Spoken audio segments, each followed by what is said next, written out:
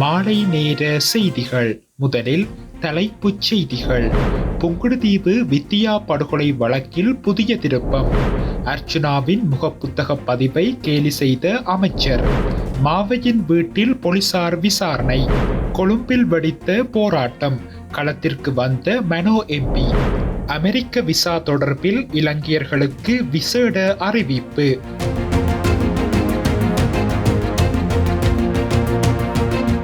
தொடர்பென விரிவான செய்திகள்.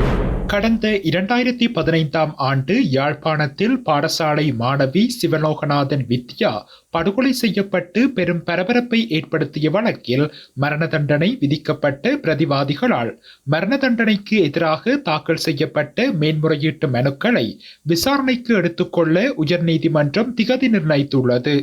குறித்த மேன்முறையீட்டு மனுக்கள் இன்று நீதிபதிகள் பிரீத்தி பத்மன் சூரசேன, ஜனக் டி சில்வா மற்றும் சம்பத் அபேகோன் ஆகியோர் அடங்கிய உயர்நீதிமன்ற அமர்வு முன் விசாரணைக்கு எடுத்துக் கொள்ளப்பட்டது. சட்டமா அதிபரின் சார்பில் முன்னிலையான அரசு சட்டத்தரணி நீதிமன்றத்தின் முன் விடயங்களை முன்வைத்து குறித்த மேன்முறையீட்டு மனுக்களை விசாரணைக்கு எடுத்துக்கொள்ள திகதியை நிர்ணயிக்குமாறு கோரினார். அதன்படி மூவரடங்கிய நீதிபதிகள் குழாம் சம்பந்தப்பட்ட மேன்முறையீட்டு மனுக்களை ஆகஸ்ட் 25 விசாரணைக்கு எடுத்துக்கொள்ள உத்தரவிட்டது. 2015 ஆண்டு யாழ்ப்பாணத்தில் சிவலோகநாதன் வித்யா என்ற பாடசாலை மாணவி கடத்தப்பட்டு வன்கொடுமை செய்யப்பட்டு கொலை செய்யப்பட்ட வழக்கில் குற்றவாளிகளாக அறிவிக்கப்பட்ட 7 பேருக்கு யாழ்ப்பாண மேல் நீதிமன்றத்தின் மூவரடங்கிய நீதிபதிகள் அமர்வு மரண தண்டனை விதித்திருந்தது.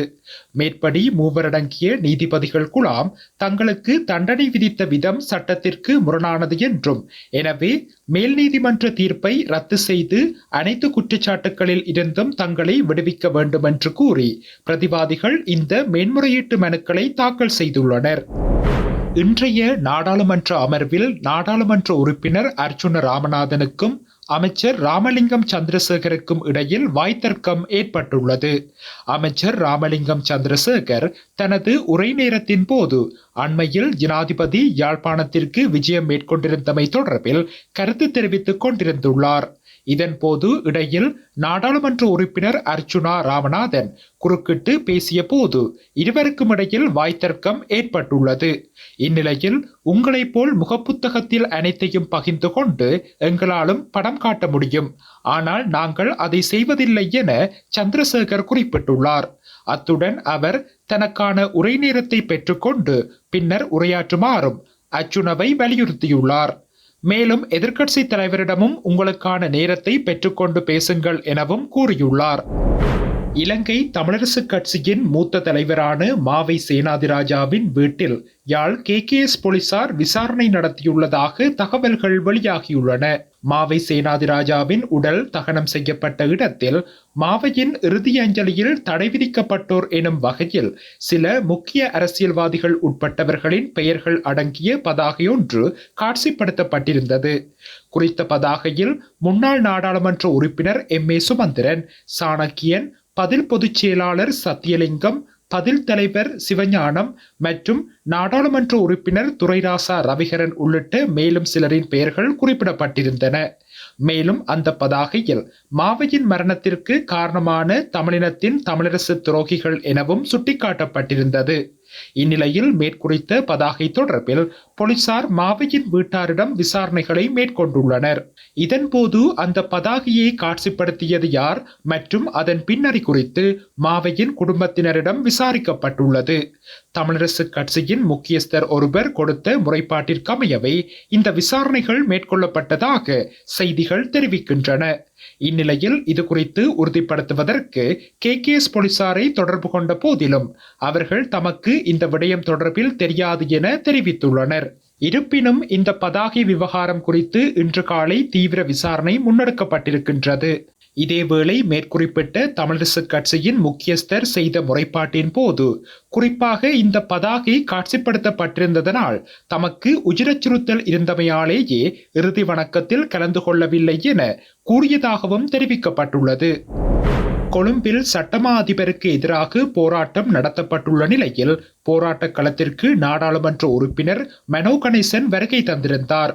குறித்த போராட்டம் இன்றைய தினம் சட்டமா அதிபரின் திணைக்களத்திற்கு முன்னால் நடாத்தப்பட்டுள்ளது. ஊடகவியலாளர் லசந்த விக்ரமதுங்க கொலை வழக்கில் முக்கிய சந்தேக நபர்கள் மூவருக்கு எதிராக மேலும் சட்ட நடவடிக்கை எடுக்கப்படவில்லை என்பதை குறிக்கும் வகையில் குற்றப்புலனாய்வுத்துறை இயக்குநருக்கு சட்டமா அதிபர் அண்மையில் கடிதம் ஒன்றை அனுப்பியுள்ளார். இதற்கு எதிர்ப்பு தெரிவித்தே ஊடகவியலாளர்கள் மற்றும் சிவில் அமைப்புகளின் பங்கேற்புடன் போராட்டம் முன்னெடுக்கப்பட்டுள்ளது. இந்நிலையில் போராட்ட களத்திற்கு மனோ கணேசன் மற்றும் ஊடகவியலாளர் லோஷன் ஆகியோர் வருகை தந்திருந்தனர். இதனையடுத்து அரசியல்வாதிகளின் தலையீடு இந்த போராட்டத்திற்கு தேவையில்லை என கூறியதை அடுத்து மனோ கணேசன் உள்ளிட்டோர் அங்கிருந்து திரும்பிச் சென்றுள்ளனர். இலங்கையில் உள்ள அமெரிக்க தூதரகம் விசா விண்ணப்பதாரர்களுக்கு முக்கிய அறிவிப்பொன்றை வெளியிட்டுள்ளது.